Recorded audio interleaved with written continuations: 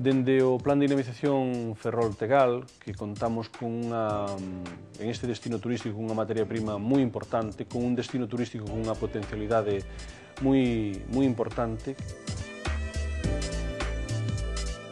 Dende aquí, dende Ferrol-Ortegal, fagamos unha aposta moito máis decidida, aínda se cabe, polo turismo.